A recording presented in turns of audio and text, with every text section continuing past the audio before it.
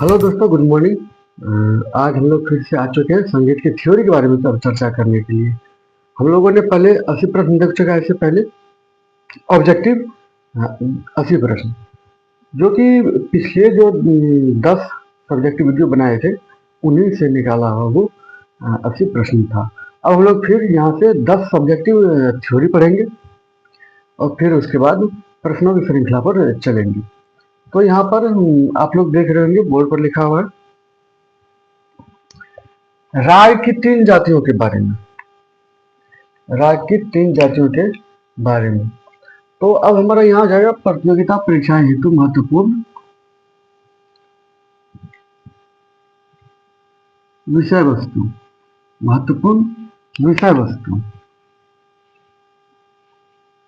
महत्वपूर्ण विषय वस्तु हो जाएगा हमारा संगीत को लेकर के।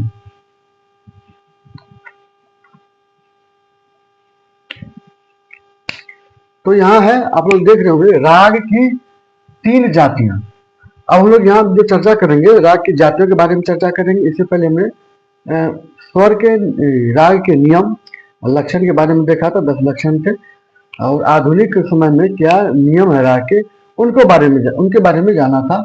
अब हम लोग यहाँ से राग की 3 जातियों के बारे में जानेंगे। 3 जातियां जो कि औरव, सारव और संपूर्ण है। तो कैसे है आइए देखते हैं। राग में कम से कम 5 स्वर और अधिक से अधिक 7 स्वरों का प्रयोग होता है। राग में कम से कम 5 स्वर और अधिक से अधिक 7 स्वरों का प्रयोग होता है। तो इन्हीं स्वर के प्रयोग के आधार पर राग की जातियां बनती हैं। तो राग की 3 मुख्य जातियां निम्नलिखित हैं। ये स्वर जो प्रयोग होते हैं किसी राग में 5, किसी राग में 6 और किसी राग में 7, तो उन्हीं के आधार पर उनकी जाति का निर्धारण होता है कि किस जाति का राग है, यानी कि स्वर के आधार पर। तो ये कौन सी जातियां हैं? ये निम्नलिखित 3 है। पहला है औरव, दूसरा है सारव और तीसरा है संपूर्ण। तो औरव जाति किसको कहते हैं? तो जिस राग में केवल 5 स्वरों का प्रयोग होता है उस राग को औरव जाति का राग कहते हैं। जिस राग में केवल 5 स्वर का ही प्रयोग होगा उस राग को औरव जाति का राग कहते हैं। जैसे हो गया हमारा राग भूपाली। तो राग भूपाली में 5 ही स्वर का प्रयोग होता है, आरोह में 5 और अवरोह में 5। तो 5 स्वर का प्रयोग होता है, जैसे सा, रे, ग, प, ध, सा। सा ये लास्ट वाला सा जो है वो तार सप्तक में चला गया है। तो 5 स्वर प्रयोग हुए, सा, रे, ग, प, ध। म और नी वर्जित है इसमें। तो 5 स्वर प्रयोग होने के कारण ये औरव जाति का राग कहला गया। अब सारव जाति, तो जिस राग में 6 स्वरों का प्रयोग किया जाता है उस राग को सारव जाति का राग कहते हैं। अभी ऊपर में देखा कि जिस राग में केवल 5 स्वरों का प्रयोग होता है उस राग को औरव जाति का राग कहते हैं, और यहाँ पर है जिस राग में 6 स्वरों का प्रयोग किया जाता है उसे सारव जाति का राग कहते हैं। ये ध्यान रखिएगा। जैसे हो गया रागपुरिया, इसमें केवल 6 स्वरों का प्रयोग होता है, आरोह में भी 6 और अवरोह में भी 6 स्वरों का ही प्रयोग होता है। तो ये हो गया सारव। संपूर्ण, जिस राग में 7 स्वरों का प्रयोग होता है उस राग को संपूर्ण जाति का राग कहा जाता है। जिस राग में 7 स्वर का प्रयोग होता है, जैसे सा, रे, ग, म, प, ध, नी। तो जिस राग में 7 स्वरों का प्रयोग होता है उन्हें क्या कहते हैं? संपूर्ण जाति का राग कहते हैं। उन्हें संपूर्ण जाति का राग कहते हैं। 7 स्वर का प्रयोग होने का मतलब है संपूर्ण जाति हुआ। तो जैसे बिलावल राग में 7 स्वर के प्रयोग किया जाता है आरोह और अवरोह में। तो इस राग में 7 स्वरों का प्रयोग होता है, इसलिए ये बिलावल राग में संपूर्ण जाति का राग है। रागपुरिया में केवल 6 स्वर का प्रयोग होता है, इसलिए रागपुरिया सारव जाति का राग है। और राग भूपाली, इसमें केवल 5 स्वरों का प्रयोग होता है, इसलिए यह औरव जाति का राग है। तो ये तो मुख्य 3 जातियां होगी। अब इन्हीं मुख्य 3 जातियों से कुल 9 जातियां बनाई गई है। ये औरव, सारव और संपूर्ण से कुल 9 जातियां बनाई गई। कैसे? तो देख लीजिए। जैसे औरव से, कैसे बनाई गई है। जैसे हमारा औरव राग है, यही औरव जाति है, तो औरव यानी हो गया 5 स्वर। औरव मीन्स 5 स्वर। औरव मीन्स 5 स्वर। तो औरव अगर किसी राग के आरोह में 5 स्वर है और अवरोह में भी 5 स्वर है तो औरव औरव जाति का राग हो गया। आरोह में भी 5 और अवरोह में भी 5 हुआ तो वो औरव औरव जाति का राग होगा। इसी प्रकार अगर किसी राग के आरोह में 5 स्वर और सारभ में आरोह में 5 स्वर और अवरोह में 6 स्वर का प्रयोग होता है तो वो राग हो जाएगा औरव सारभ जाति का राग। अगर किसी राग में आरोह में 5 स्वर और अवरोह में 5 स्वर हो तो वह औरव औरव जाति का राग कहलाएगा। जब किसी राग में आरोह में 5 स्वर और अवरोह में 6 स्वर का प्रयोग होगा तो वह हो जाएगा औरव सारभ। औरव यानी 5, आरोह में 5, सारभ मन 6 यानी कि अवरोह में 6 स्वर का प्रयोग होगा उस राग में। अगला है 3 नंबर में, देखिए औरव संपूर्ण। इसका मतलब हुआ कि औरव संपूर्ण जिस भी राग की जाति होगी उस राग में आरोह में 5 स्वर लगेंगे, आरोह में 5 स्वर लगेंगे और अवरोह में 7 स्वर लगेंगे तो वह राग हो जाएगा औरव संपूर्ण। इसी प्रकार सारभ से जब किसी राग के आरोह में 6 स्वर और अवरोह में 5 स्वर, आरोह में 6 स्वर और अवरोह में 5 स्वर का प्रयोग होगा तो वह राग की जाति हो जाएगी सारभ औरव। फिर उसी प्रकार जब किसी राग के आरोह में 6 स्वर और अवरोह में भी 6 स्वर तो वो हो जाएगा सारभ सारभ।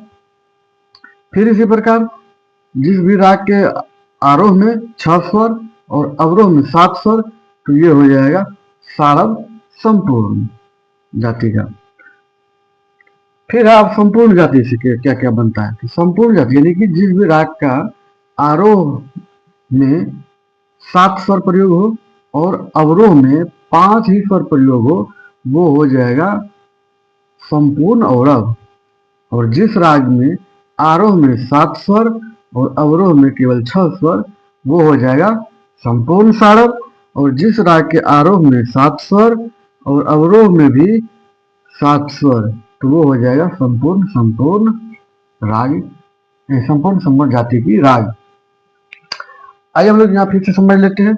जिस भी राग के आरोह और अवरोह दोनों में 5-5 स्वर का प्रयोग होता है औरव औरव जाति हो गया। और जिस भी राग के आरोह में 5 स्वर और अवरोह में 6 स्वर वह राग औरव सारभ जाति का राग हो गया। और जिस भी राग के आरोह में 5 और अवरोह में 7 स्वर का प्रयोग होता है वह राग औरव संपूर्ण जाति का राग हो गया। अब इसमें चलिए, जिस भी राग के आरोह में 6 स्वर और अवरोह में 5 स्वर का प्रयोग होगा वह राग सारभ औरव जाति की होगी।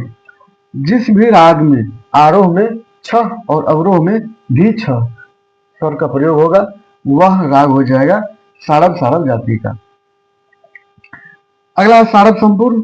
तो जिस भी राग के आरोह में 6 स्वर और अवरोह में 7 स्वर तो वह राग की जाति हो जाएगा सारभ संपूर्ण। अगला है संपूर्ण औरव। जिस भी राग के आरोह में 7 स्वर और अवरोह में 5 स्वर होगा वह राग, जिस भी राग के आरोह में 7 स्वर और अवरोह में 5 स्वर होगा, स्वर का प्रयोग होगा तो वह राग जो है संपूर्ण औरव जाति का राग होगा। अब जिस भी राग के आरोह में 7 स्वर का प्रयोग हो और अवरोह में केवल 6 स्वर का प्रयोग हो तो वह राग संपूर्ण सारव जाति का राग हो जाएगा। जिस भी राग के आरोह में 7 स्वर और अवरोह में भी 7 स्वर का प्रयोग होगा वह राग संपूर्ण संपूर्ण जाति का राग होगा। तो आई होप यहाँ तक आप लोग समझ गए होंगे कि मुख्य 3 जातियां और उसी से 9 जातियां बनी है। लेकिन क्या होता है, यहाँ ध्यान दीजिए, स्टार लगा हुआ, इसको विशेष रूप से ध्यान रखिएगा कि कुछ ऐसे भी स्वर हैं या कुछ ऐसे भी राग हैं, सॉरी कुछ ऐसे भी राग हैं जिनमें शुद्ध एवं विकृत स्वर को मिलाकर आरोह अथवा अवरोह में जिनमें शुद्ध एवं विकृत स्वर को मिलाकर आरोह अथवा अवरोह में यहाँ मिस्टेक हो गया थोड़ा, यहाँ आरोह एवं अवरोह में 7 से अधिक स्वर प्रयुक्त होते, ये होगा। आरोह तथा अवरोह में 7 से अधिक स्वर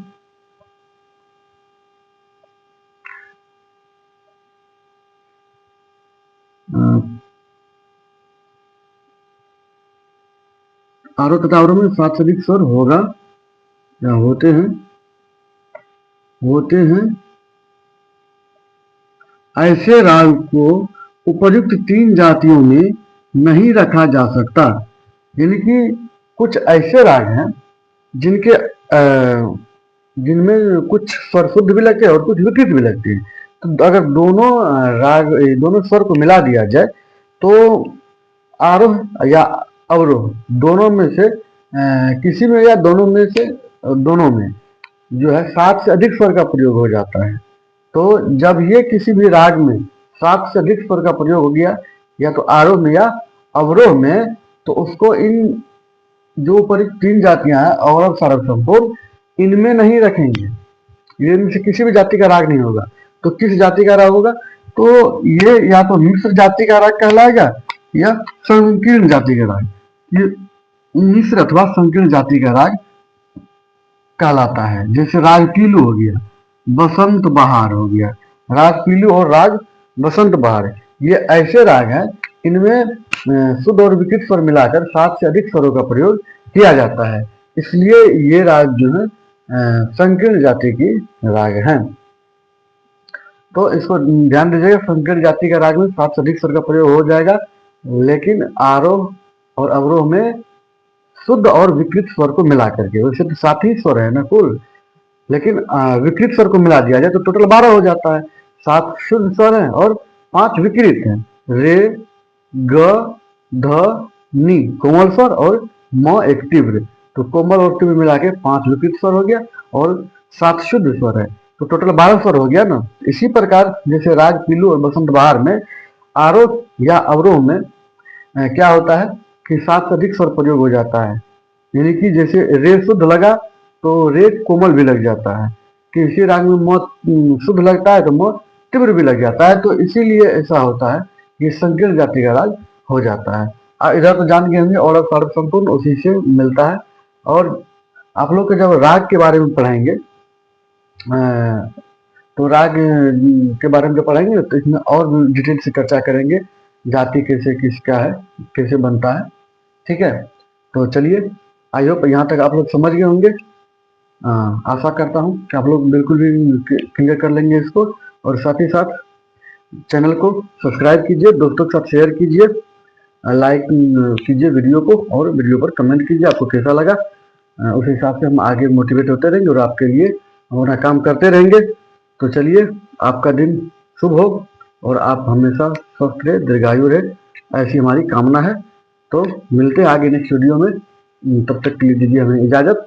जय हिंद।